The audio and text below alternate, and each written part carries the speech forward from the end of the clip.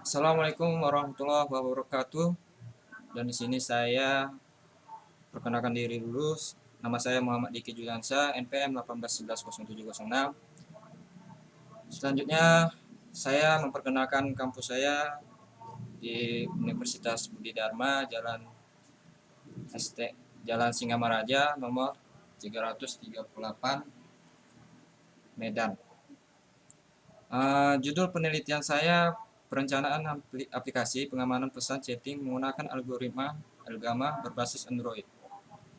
Nah, kelompok kami yang mengusulkan ataupun peneliti Muhammad Diki Juliansa selaku ketua, nama saya sendiri. Anggota Radif Dalian Ramana. Nah, langsung saja saya presentasikan abstrak. Jika data yang dikirim bersifat rahasia, tentu menjadi masalah untuk menyadap data selama komunikasi. Oleh karena itu, diperlukan suatu sistem keamanan data yang kecil kemungkinan akan disadap oleh pihak yang tidak berkepentingan ketika data diserahkan kepada pihak terkait. Algoritma Elgama adalah algoritma kriptografi kunci publik yang dibuat oleh Tahir Elgama pada tahun 1984. Algoritma ini biasanya digunakan untuk tanda tangan digital, namun kemudian dimodifikasi sehingga bisa juga digunakan untuk enskripsi dan deskripsi. Elgama digunakan untuk memperangkatkan keamanan GNU, program PGP, dan sistem keamanan lainnya. Keuntungan dari algoritma ini adalah sulitnya menghitung logaritma diskrit.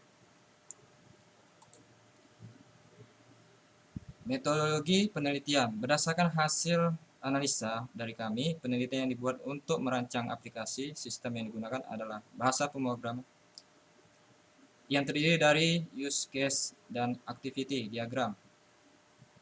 Use case diagram sini ada Dena kriptografi Elgama menempatkan teksnya, lalu pengiriman dan terima.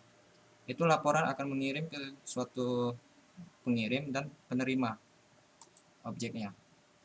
Yang kedua, activity diagram deskripsi.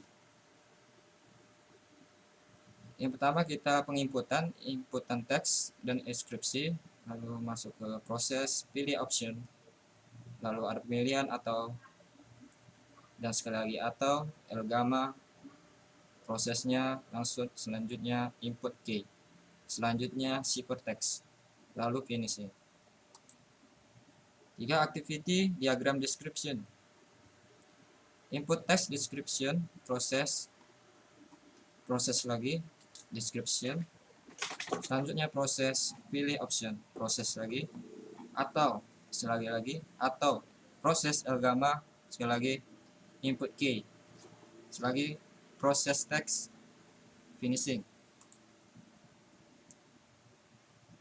Selanjutnya perancangan aplikasi. Untuk mengaplikasikan algoritma menggabungkan ini, maka dibuat suatu aplikasi untuk melihat apakah proses deskripsi dan deskripsi dapat berjalan sebagaimana yang diharapkan. Tampilan awal dari aplikasi adalah sebagai berikut.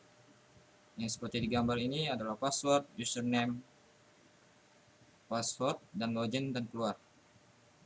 Ada 4 project: users untuk penginputan, password untuk penginputan, button login untuk selanjutnya proses ataupun keluar sebagai finishingnya. Keterangan pertama, edit text adalah untuk mengisi username, isi pengguna. Yang nomor 2, untuk mengisi kunci rahasia. Button, tombol yang memasukkan form pesan. Button keempat, ataupun keluar, tombol untuk keluar dari aplikasi. Itu yang disebut finishingnya. Menu utama, baca pesan 1. Yang ketiga, projectnya keluar 3. Keterangannya adalah button tombol yang membacakan pesan chatting yang diterima. 6. Button tombol untuk keluar dari tampilan. Oke. Mungkin itu saya sampaikan. Selanjutnya nanti anggota saya, ini namanya Radif Dalian Ramana. Sekian dari saya, terima kasih.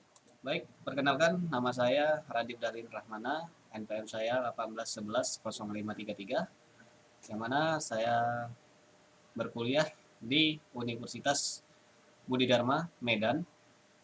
Tepatnya saya mengambil jurusan Sistem Informasi. Baik, di sini saya akan melanjutkan hasil dari presentasi teman saya tadi yang bernama Muhammad Diki Juliansah. Kita sambung ke hasil dan pembahasan. Di sini yang tertulis di hasil pembahasan adalah pesan adalah setiap pemberitahuan, kata atau komunikasi, baik lisan maupun tertulis, yang dikirimkan dari suatu orang ke orang lain. Pada algoritma L-Gamal mempunyai panjang maksimal penentu bilangan prima adalah P sama dengan 257. Langkah selanjutnya melakukan analisis enkripsi pesan dan algoritma L-Gamal yang bertujuan untuk merubah pesan asli atau plain text ke bentuk pesan rahasia atau ciphertext. Adapun urutan proses tersebut adalah yang pertama masukkan teks yang akan dienkripsi atau plain text. Plain text sama dengan tanda kutip tryan atau tryan. Yang kedua, pesan akan dipotong menjadi blok-blok karakter dan dikonversikan ke dalam bilangan ASCII. Pesan akan dipotong menjadi blok-blok karakter dan dikonversikan ke dalam bilangan ASCII seperti tabel berikut ini. Lanjut, langkah selanjutnya, proses menentukan bilangan acak, kemudian nilai ASCII tersebut dimasukkan ke dalam blok-blok nilai M secara berurutan sehingga menjadi MN M1 nilai 84 atau kuncinya 27 dan seterusnya. Kemudian dihitung dan misalkan acak membangkitkan pasangan kunci dengan memilih bilangan P sama dengan 257. Jadi G sama dengan 17 dan X sama dengan 11. Kemudian P, GX digunakan untuk menghitung Y.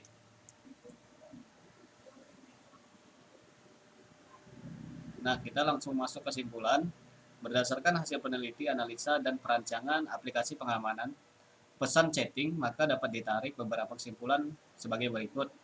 Yang pertama, aplikasi chatting yang dirancang dengan menggunakan software Eclipse, Galileo sebagai editor, Software Development Kit atau SDK sebagai platform. Yang kedua ada algoritma L-Gamal diterapkan dengan menginput plain text dan memasukkan kunci rahasia yang sudah ditetapkan oleh user dan klien. Yang ketiga, aplikasi chatting yang telah dijalankan dipindahkan ke handphone Android dengan format APK.